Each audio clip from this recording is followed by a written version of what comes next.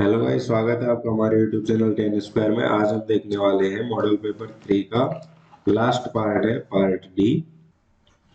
Every question 4 number का है, total मिला के 12 नंबर होते हैं। ठीक है, इस तरीके से तो हम यहाँ पे 21 नंबर का क्वेश्चन देख लेते हैं।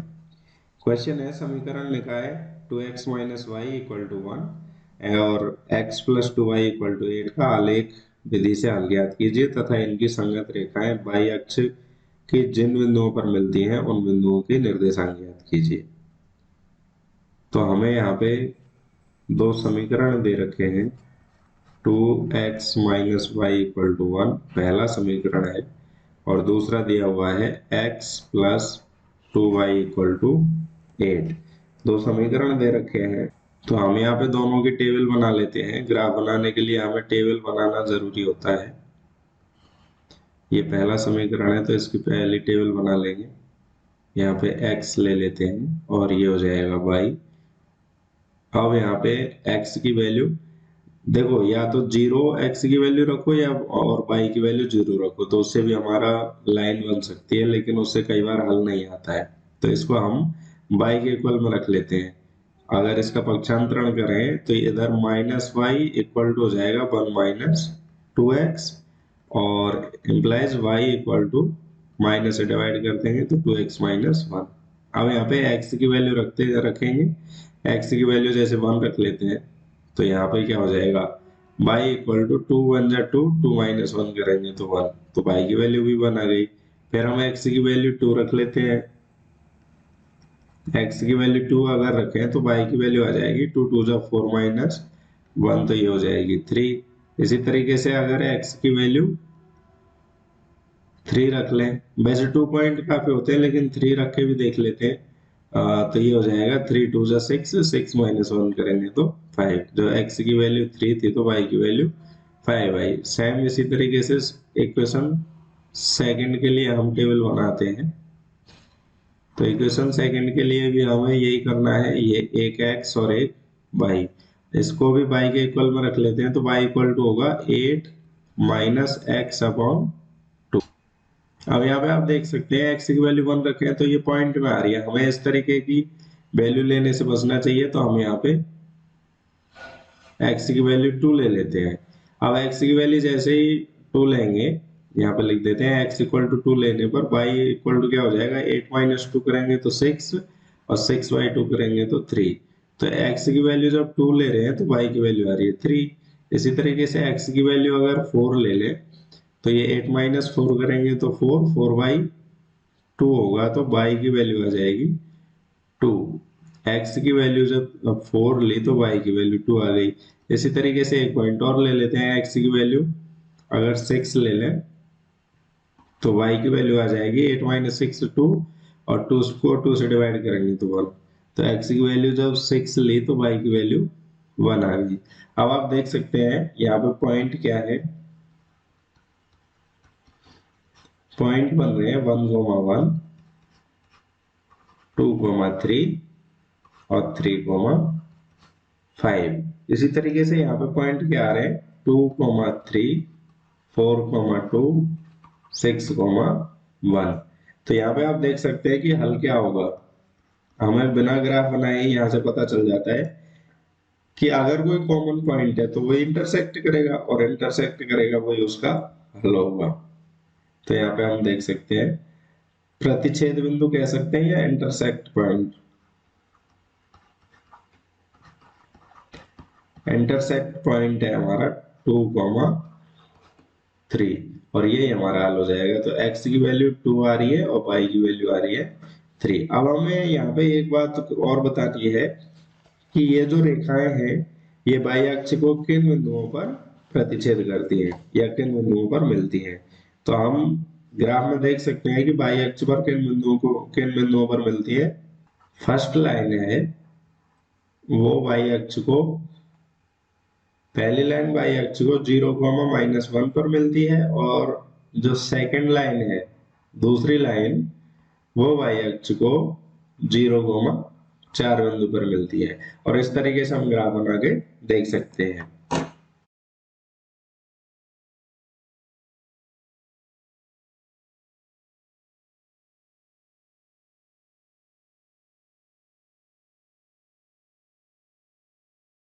क्वेश्चन नंबर 21 का अथवा वाला पार्ट है। 5 सेवों और 3 संतरों का क्रय मूल्य 35 रुपए है, जबकि 2 सेवों और 4 संतरों का क्रय मूल्य 28 रुपए है। इस समस्या को बीजगणितीय रूप में व्यक्त कर ग्राफ विधि से हल कीजिए।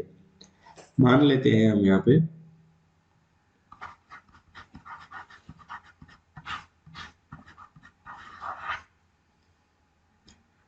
माना एक सेब का मूल्य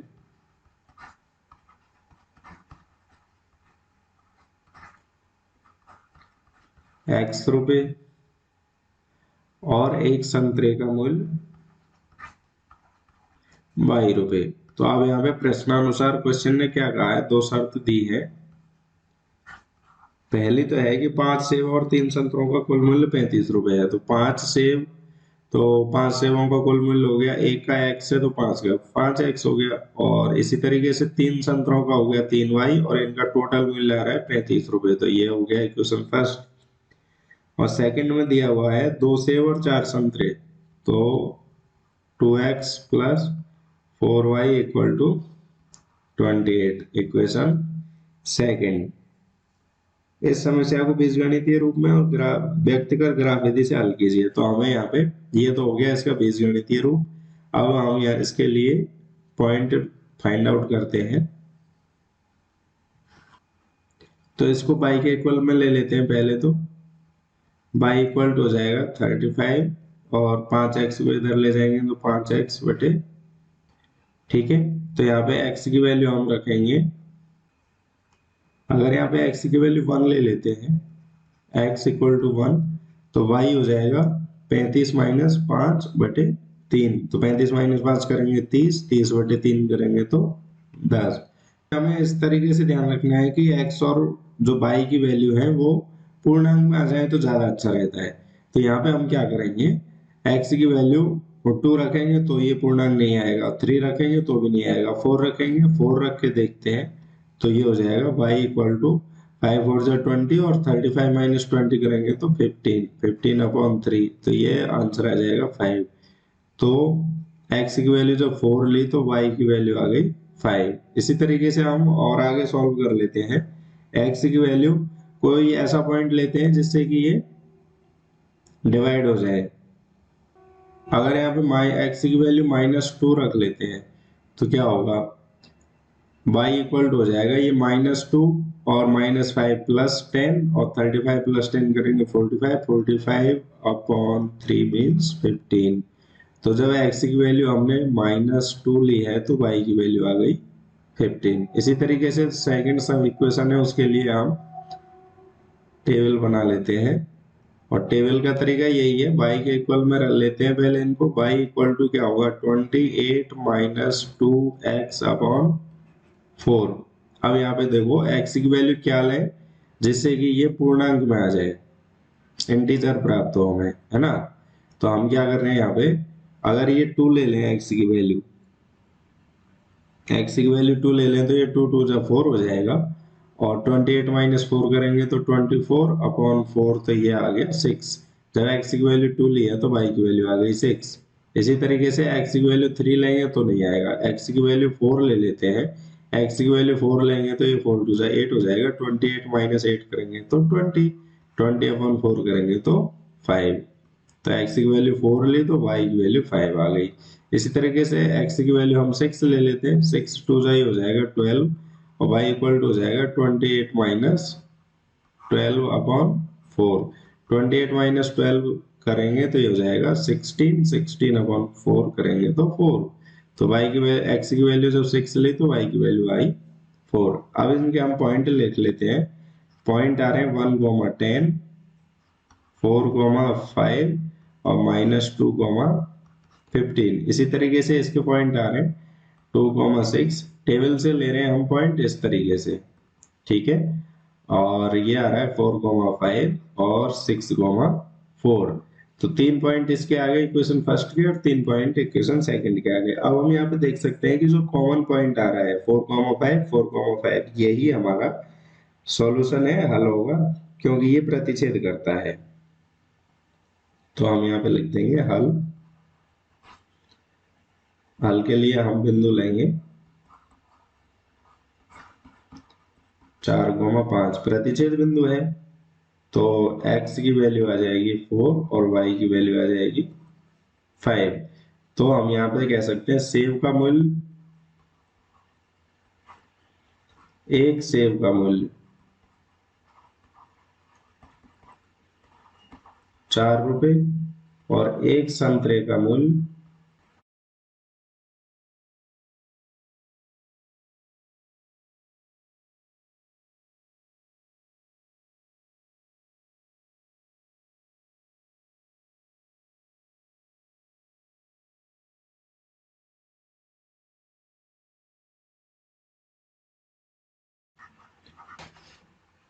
22 है। 4 सेमी, 5 सेमी और 6 सेमी भुजाओं वाला एक त्रिभुज की रचना कर इसके समरूप एक अन्य त्रिभुज की रचना कीजिए जिसकी भुजाएं दिए गए त्रिभुज की संगत भुजा की 3/5 गुना है। तो हमें एक त्रिभुज बनाना है पहले एबीसी, और उसके बाद में उसका समरूप त्रिभुज भी बनाना है।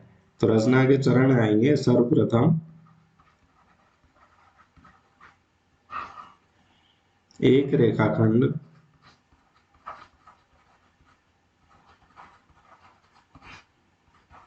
BC इक्वल टू 6 सेमी खींचा। तो सबसे पहले हमने एक रेखाखंड खींच लिया है BC। अब बिंदु B को केंद्र मानकर 5 सेमी त्रिज्या का और बिंदु C को केंद्र मानकर 4 सेमी त्रिज्या का एक चाप काटा।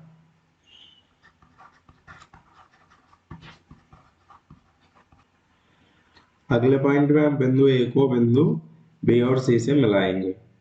बिंदु A को बिंदु B और C से मिलाया, इस प्रकार त्रिभुज ABC का निर्माण हुआ।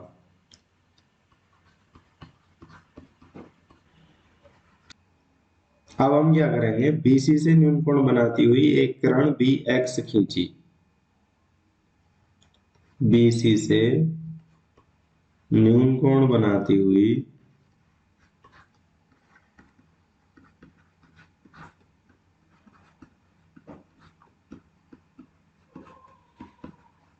एक किरण BX खींची। इसको 5 बराबर भागों में इस प्रकार बांटा। इस तरह से बांटा है, B1 equal to B1 B2 equal to B2 B3 equal to B3 B4 equal to B4 B5। फिर हम V5 को बिंदु C से मिलाया। बिंदु B5 को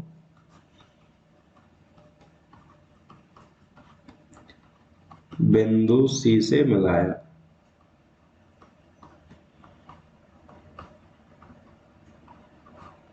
ठीक है। उसके बाद में हमें, आप चित्र में देख सकते हैं, B5 C के समांतर हमें B3 से एक लाइन खींचनी है। तो यहाँ पे 6 नंबर पॉइंट आ जाएगा। B5 C के समांतर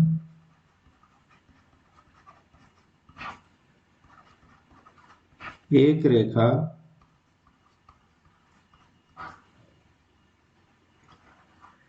B3 से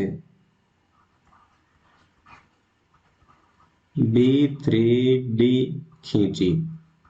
ठीक है, B3 बिंदु से हमने B3D खींची है। अब पुनः इसी प्रकार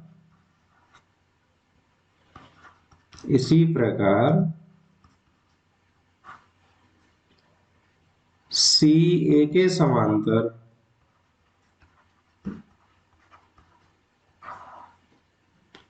एक रेखा DE खींची। आप चित्र में देख सकते हैं DE को। तो हमने CA के समांतर ये रेखा DE खींची है। इस प्रकार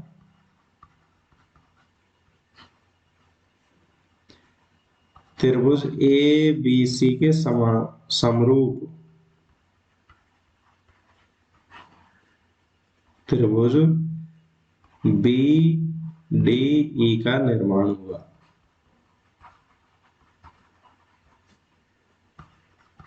ठीक है, इस तरीके से आप एक एक स्टेप को समझ समझ के और हम चित्र बना सकते हैं, और चित्र बनाते हुए हम इनको स्टेप को भी लिख सकते हैं। ठीक है, अब हम देखते हैं इसका अथवा वाला पार्ट है क्वेश्चन नंबर 22 का। फिर से 22 नंबर का ही क्वेश्चन है। 3 सेमी त्रिज्या के एक वृत्त और 5 सेमी त्रिज्या के एक सकेंद्रीय वृत्त के किसी बिंदु से एक स्पर्श रेखा की रचना कीजिए और उसकी लंबाई मापिए।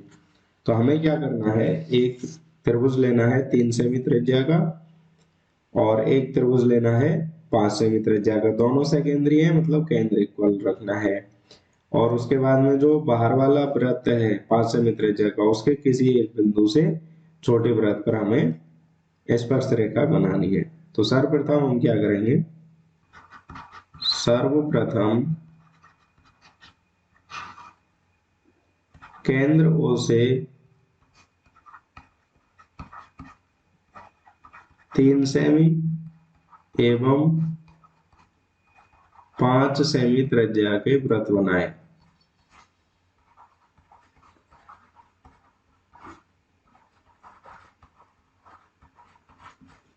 ठीक है, तो हमने इस तरीके से दो वृत्त बना लिए हैं।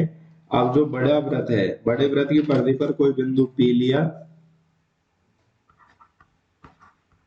बड़े वृत्त की परिधि पर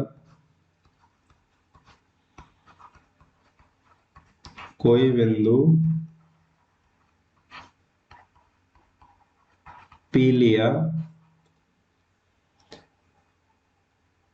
बिंदु P को बिंदु O से मिलाया, बिंदु P को बिंदु O से मिलाया। ठीक है, बिंदु P को बिंदु O से मिला दिया। उसके बाद हम क्या करते हैं, स्पर्श रेखा बनाने का सीधा सा तरीका है।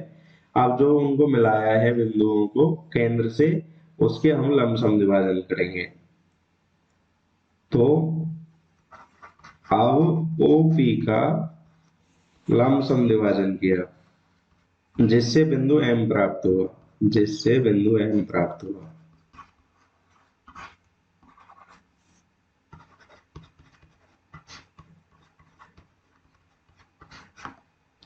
फिर बिंदु M को केंद्र मानकर बिंदु M को केंद्र मानकर OM इक्वल टू MP त्रिज्या का वृत्त खींचा।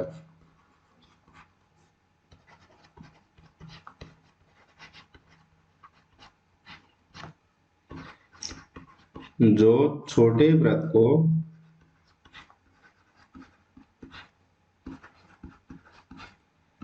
बिंदु Q एवं R पर मिलता है,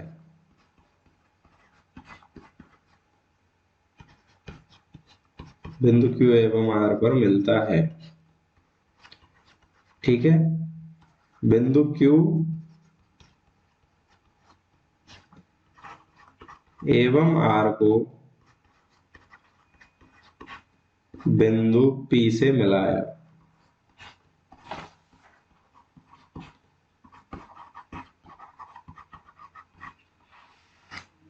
इस प्रकार अभिष्ट स्पर्श रेखाएं PQ और PR प्राप्त हुई। और फिर इनकी हम लंबाई माप सकते हैं। PQ इक्वल टू PR 3.8 सेमी। और क्वेश्चन नंबर 23 है, एक पौधे की 40 पत्तियों की लंबाइयां निकटतम मिलीमीटरों में मापी जाती हैं तथा प्राप्त आंकड़ों को निम्नलिखित सारणी के रूप में निरूपित किया जाता है। तो यहाँ पे एक टेबल दी हुई है, 118 लंबाई दे रखी है, फिर पत्तियों की संख्या है 118 से 126 127 से 135 136 से 144। तो हम यहाँ पे देख सकते हैं कि जो वर्ग अंतराल है वो असतत है, सतत नहीं है, क्योंकि पहला वर्ग अंतराल 126 पे एंड हो रहा है, फिर अगला 127 से चालू हो रहा है, ये 135 पे खत्म हो रहा है, ये 136 से चालू हो रहा है। जबकि होना क्या चाहिए, 126 पे अगर खत्म होता है तो यहाँ पे 126 से ही चालू हो जाना चाहिए, लेकिन ऐसा नहीं है। तो हम इनको पहले सतत वर्ग अंतराल में चेंज करेंगे और हमें यहाँ पे माध्यक ज्ञात करना है।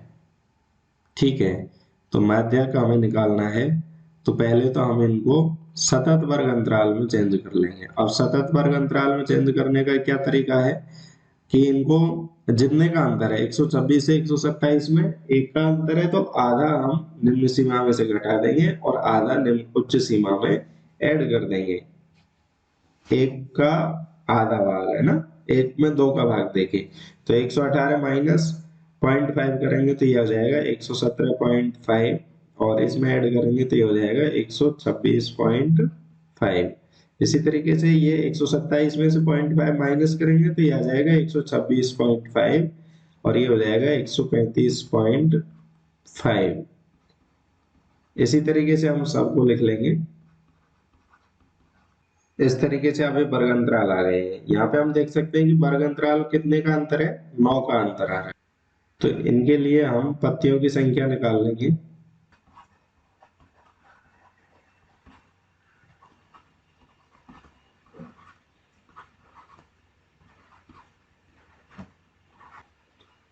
हम यहाँ पे माध्यक का फॉर्मूला लिखते हैं। सबसे पहले तो माध्यक का फॉर्मूला होता है L plus NY2 minus CF upon F into H। हम यहाँ पे संचय बारंबारता निकाल लेते हैं। संचय बारंबारता पहली बारंबारता एज इट इज जाती है, उसके बाद में ऐड होती है दूसरी बारंबारता में। तो ये हो गया 3 प्लस 5 किया तो 8, फिर ऐड होते और फिर यहाँ पे संचय बारंबारता आएगी। यही क्रम चलता रहेगा। 9 और 8 17, 17 और 12 29 और 5 34 और 4 38 और 2 40। इस तरीके से। तो और यहाँ पे एक को और लिख लेते हैं हम, एन होता है सिग्मा एफ आई और सिग्मा एफ आई की वैल्यू है 40। ये इस वाले कॉलम को सम करना है हमें। तो ये एन की वैल्यू आई और अगर NY2 निकालें तो यह आ जाएगा 20। अब माध्यक वर्ग क्या होगा, माध्यक वर्ग जो NY2 है उससे ठीक बाद की संचय बारंबारता वाला वर्ग होगा। तो 20 से ठीक ज्यादा वाला कौन सा है, 29। तो 29 का जो वर्ग होगा वही हमारा माध्यक वर्ग हो जाएगा और इसको हम इस तरीके से हाईलाइट कर सकते हैं। तो माध्यक वर्ग हो गया हमारा 144.5 से 153.5। ठीक है। अब हमें यहाँ पे जो फॉर्मूले में वैल्यू पुट करनी है वो लिख लेते हैं। तो एक तो L चाहिए, L होता है निम्न सीमा 144.5 और NY2 हमारे पास 20 है ही, और CF माध्यक वर्ग से ठीक पूर्व की संचय बारंबारता तो ये 17 हो गई।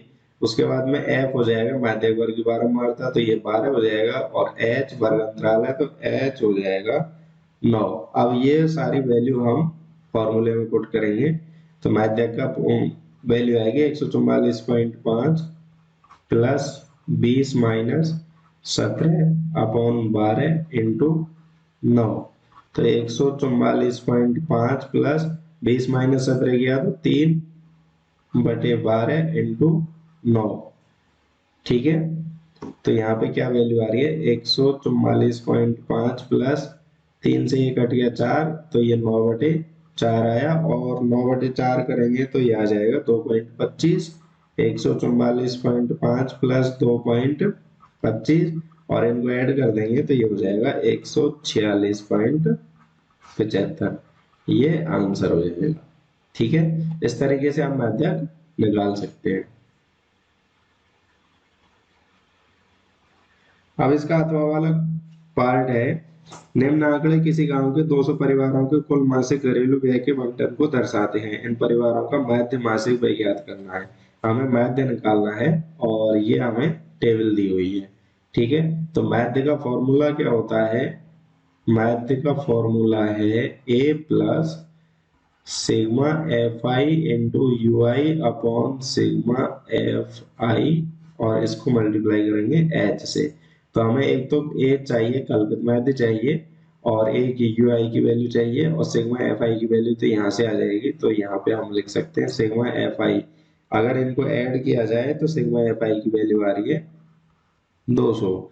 ठीक है। और यहाँ पे वर्ग चिन्ह हम निकाल लेते हैं। एक्स आई होगा 1000 निम्न सीमा प्लस उच्च सीमा को ऐड करके 2 से डिवाइड कर देंगे। वैसे भी देख सकते हैं 1000 और 1500 के बीच में मिड पॉइंट होगा 1250। इसी तरीके से यहाँ पे 500 का अंतर है तो 500 का अंतर हम लेते चलेंगे।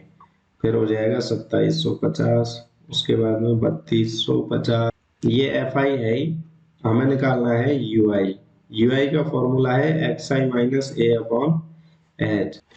अब हमें कल्पित माध्य लेना है, तो हम मान लेते हैं, माना कल्पित माध्य 2750 है, ठीक है। उसके बाद में ये 2750 है। अब यू आई के इसके सामने वाले यू आई के कॉलम में हमें 0 ले लेना है, और उसके ऊपर -1, -2, -3, और नीचे 1 2 3 और 4, और ज्यादा होते तो और आगे चलते थे, ठीक है। उसके बाद में अब हमें निकालना है F I into U I. F I into U I, इनको मल्टीप्लाई करेंगे, 24 को 3 से करेंगे तो ये हो जाएगा -72, ये हो जाएगा -80, -33, और ये 0, और 1 से करेंगे तो 30, और ये 44, और ये 48, और ये हो गया 28। अब देखो माइनस माइनस की संख्या अलग ऐड कर लेते हैं और प्लस प्लस की संख्याएं अलग।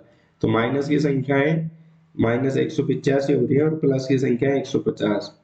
तो फाइनली क्या आंसर आ रहा है, एफ आई इंटू यू आई का सम करने पर आ रहा है -35, ठीक है। अब मान रख देंगे यहाँ पे, तो मैथ हो जाएगा हमारा ए का कल्पित मैथ है 2750, plus sigma F I U I की है -35, और सिग्मा एफ आई की वैल्यू है 200, और वर्ग अंतराल है 500 का, ठीक है। तो ये हो गया 2750 माइनस, ये 2 जीरो आपस में कैंसिल हो रही है, तो -35 इंटू 5/2, ठीक है। इनको आगे सॉल्व करेंगे तो ये हो जाएगा 2750 माइनस 87.50, आंसर आएगा 2662.50। ये हमारा आंसर हो जाएगा। इस तरीके से हमारा मॉडल पेपर नंबर 3 कंप्लीट होता है। गाइस, अगर आपको वीडियो पसंद आए तो लाइक जरूर करें और चैनल को सब्सक्राइब जरूर कर लें। Thank you.